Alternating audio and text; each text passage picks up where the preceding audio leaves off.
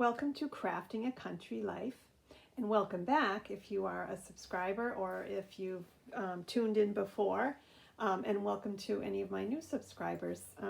I hope that you enjoy what you see. Today I'm going to share a project that I will be posting on Saturday Morning Makes, hosted by Jill Norwood. And what I created this time, for this week, is a card that has an assortment of different things in it. I used some texture paste. Oh, hang on one second. I just want to turn on my studio lights. It's a little bit hard to see.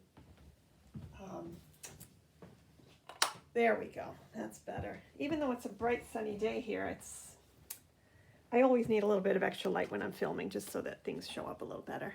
Yeah, that's better. So what I've done with this card is I've used some texture paste. Hopefully you can see it here. And what I did is I passed it through a stencil onto some metallic painted watercolor paper. So let me back up and show you a little bit about that. This is a set of metallic watercolor paints, and this particular set is called Magic Fly. I mean, there's many different kinds on the market. This is the one that I have. Magic Fly half pans. They're transparent, and it comes with a set of brushes. And this I did get on Amazon a little while back. Get the box open, I can show you the brushes that it comes with. I mean, I have a ton of watercolor brushes here that I use. I haven't actually used these yet, but they're fine. You know, they're small. They have like just an acrylic bristle on the end. So those are the brushes that it comes with, and then it's a nice metal box like this. And you open this up, and I went through and wrote down the colors as they're lined up in the pans. These are the half pan, rectangular shaped, and they're all in there. And then this is a little mixing pan on the front half here. So we'll take this out, and these have a beautiful kind of pearlescent shimmer to them when you use them on different kinds of paper. So the paper that I use, let me grab this. These are just some leftover scraps of watercolor paper that I had in my stash. And then typically when I do this sort of thing, I try to do several different sheets, and I fill them up with a few different colors, and I use some different stencils to create the texture paste. And it does give a nice texture to the surface of your paper. And this one here is the metallic yellow. It's a little hard to see on this, on the camera here. And then what I did is I took the texture paste. This is the chrome acryl that I have. There's lots of different brands of this as well. I happen to have the chrome acryl, which I do like. And that's what it looks like. It's just kind of a thick paste. So you would use this with a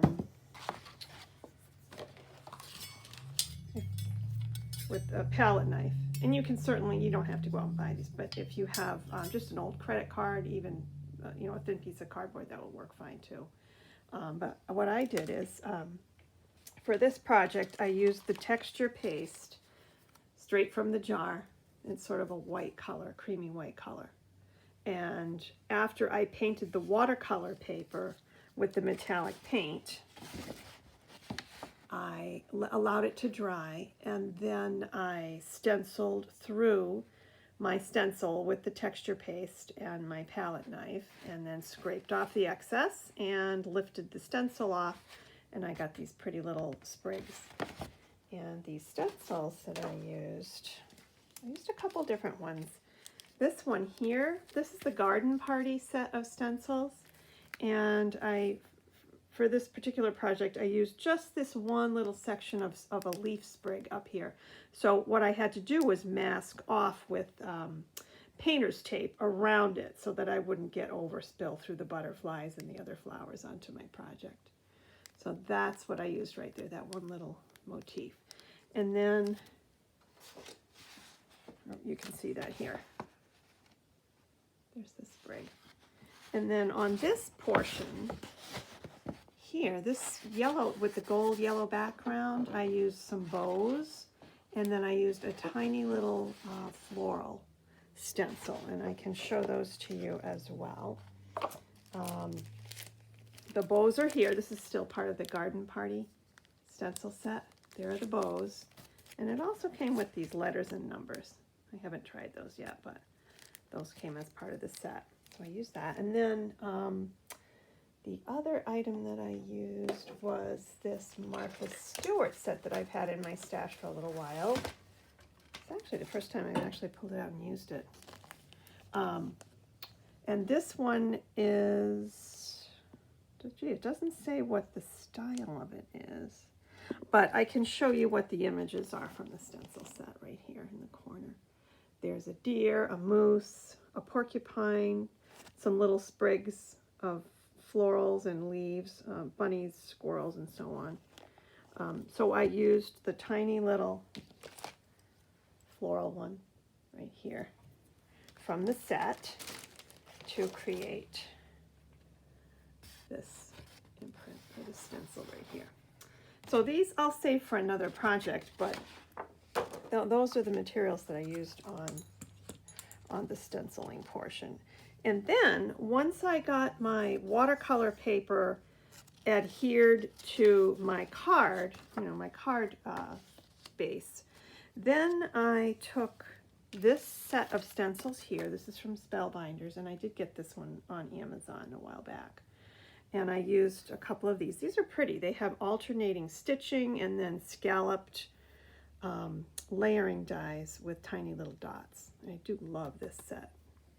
And I die cut out some fabric that I had picked up a while back at Joann's. This is one of their fat quarters. And I ran it through my die cutting machine.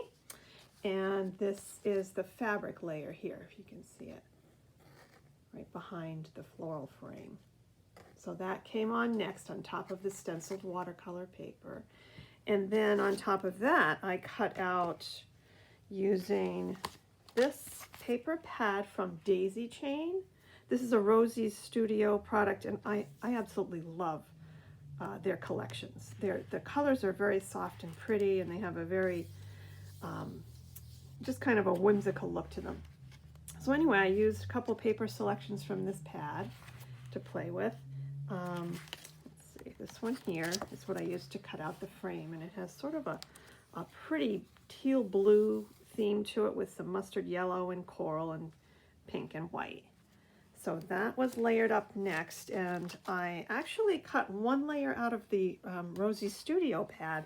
This is actually not like cardstock weight. It's like a heavy paperweight, I would say. So what I decided to do was I took some 110-pound cardstock and cut two of those out as well in the same shape as the blue frame here, and then just stacked the two layers of cardstock together with glue, and then added the Rosie Studio paper on top, and it gave the frame just a little bit more dimension.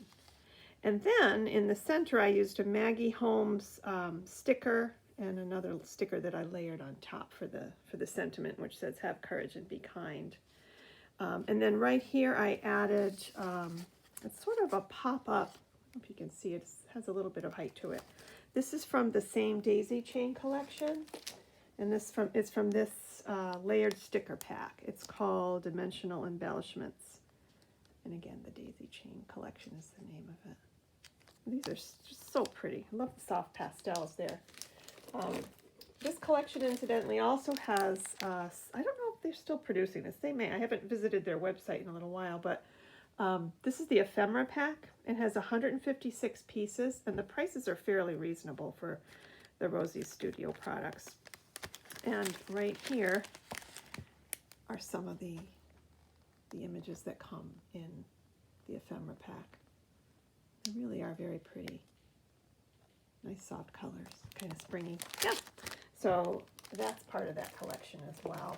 Anyway, I didn't end up using any of those particular ephemeras on there, but I did use the layered flower one. I thought it came out really pretty. And then I just added a bow that I made on my Bow It All tool, and I absolutely love that machine. It's a little, if you haven't seen it, it's just a little board with pegs on it that you can create your own bows, and they come out looking really, really nice, and they go pretty fast once you get the hang of how to make them. So I glued the bow to the top, and then I added right here on the side some of the trim from Hobby Lobby. This is from the Spring Shop. Had this for a little while, but it was available this year, so I picked up a spool and I used it to tie off along the edge of the card. I really thought it came out kind of pretty. It really has a nice spring theme to it. So that's it. That's my project share for Saturday Morning Makes this week, and I'm going to be posting this shortly, and I hope that you enjoyed it, and hopefully we'll see you back again really soon. Have a wonderful weekend. Take care. Bye for now.